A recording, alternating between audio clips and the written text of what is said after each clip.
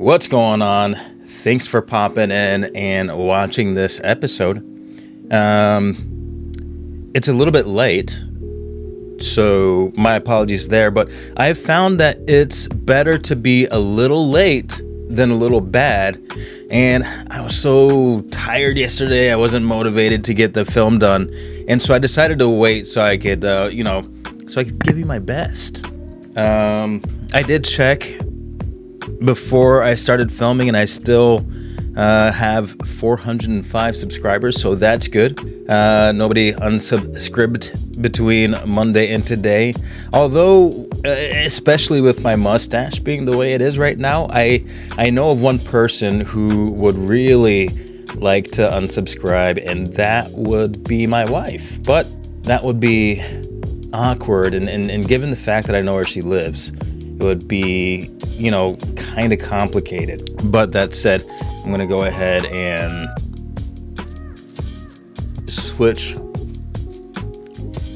the old mustache back to tolerable mode. So, honey, that's for you. Let's talk Aston Martin. I was going to make a joke about, let's get Aston Martin out of the way. But hey, there's nobody left to overtake them, so they kind of are out of the way. I guess I did just make that joke anyway. Fernando Alonso had some interesting things to say about Adrian Newey over the past week. And by interesting, I think I mean good. The quotes are a little bit nebulous, so I don't exactly know how to take it. Of note, he said, we speak with him every week. So, it's not that we are not updated on things. And that could be a good thing. But just because you're getting updates doesn't mean that you're getting good updates. I mean, for instance, you could ask Adrian, hey, how's the car this week? And he could say, still bad. That is an update. Now, they've got a lot of technical issues to resolve.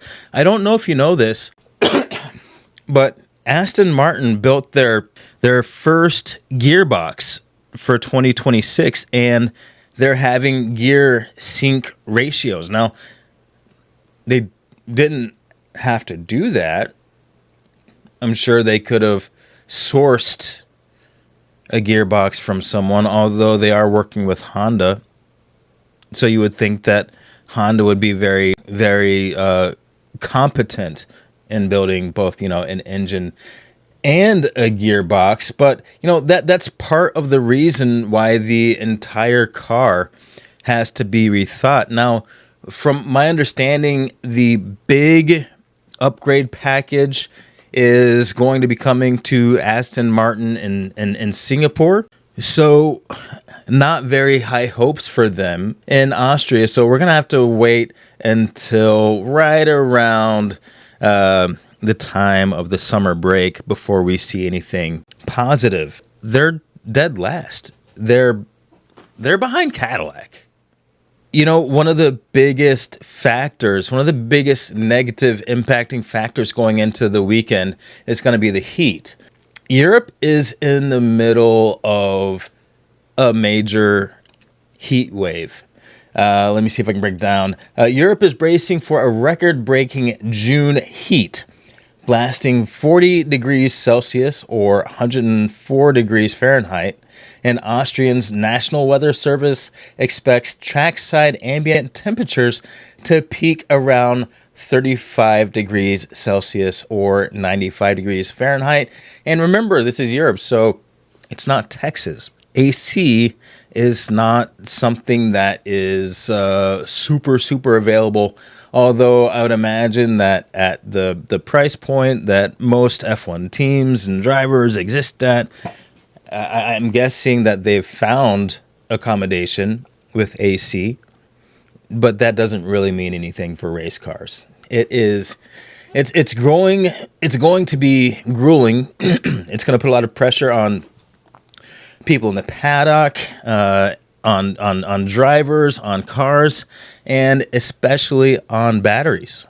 Heat has been a huge obstacle for Mercedes, a major impacting factor in the health of their batteries, the health of their power units, and it's likely to have been a major component that led to Mercedes DNFs, and probably a factor that led to the McLaren DNFs. So teams are still mapping out cooling, and the track is also well known for elevation changes.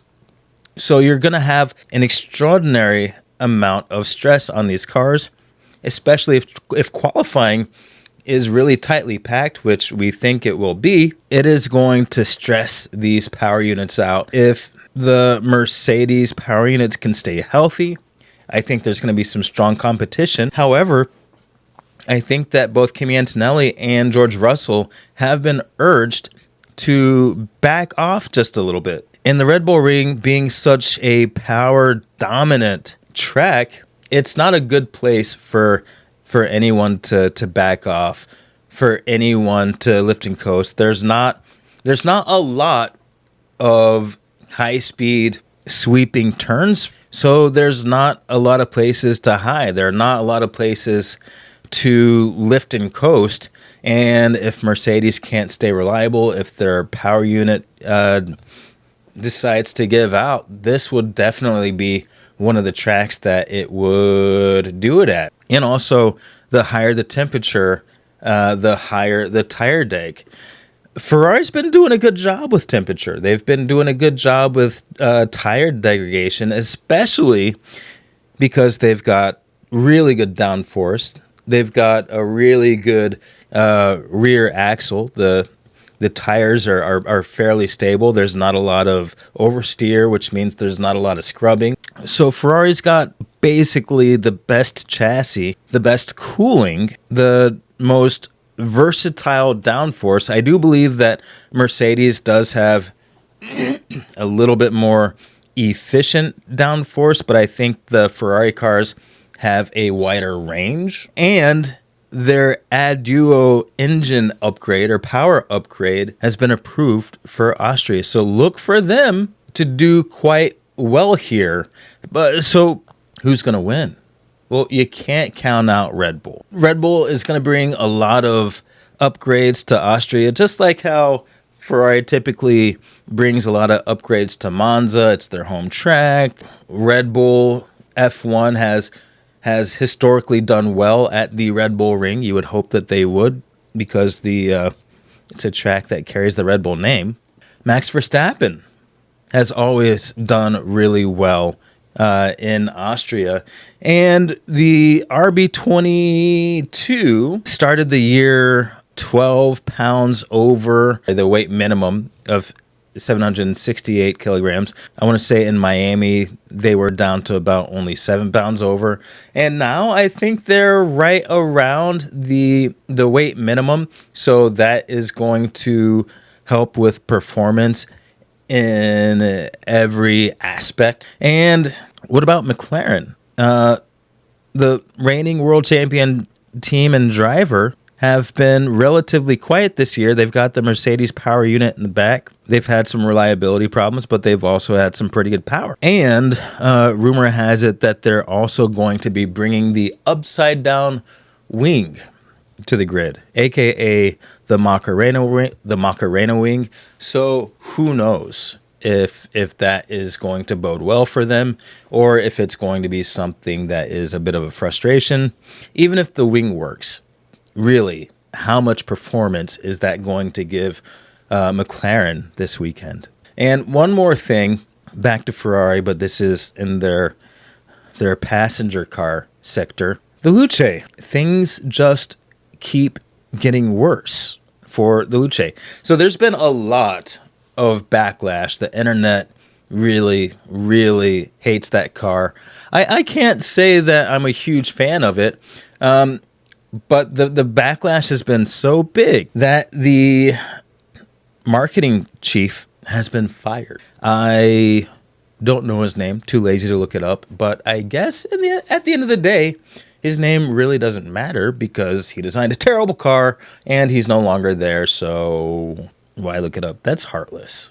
I shouldn't say that, but he shouldn't have designed that car. Did he design it? No, it'd be the design chief.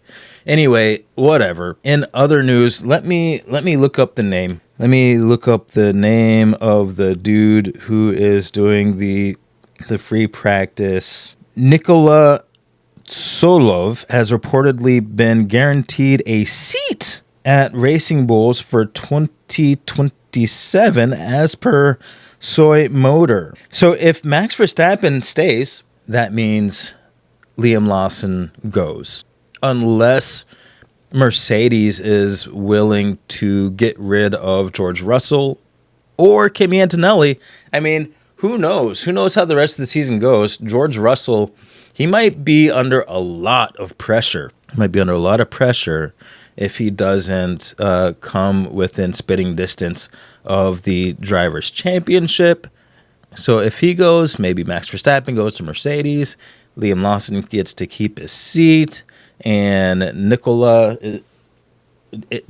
gets to go to Racing Bulls. I don't know. It's complicated. We'll see what happens. Anyway, I'm looking forward to the race. My prediction is that maybe we're going to see a little bit of classic Verstappen versus Hamilton toe-to-toe, wheel-to-wheel. And if the Mercedes-powered vehicles can stay healthy, then they should be in the mix. So I'm predicting a classic top 4, but we shall see. All right. I've been Dalton. This has been the Petrol List. You have been amazing. Thanks for watching, and I'll see you after the race. I'm out.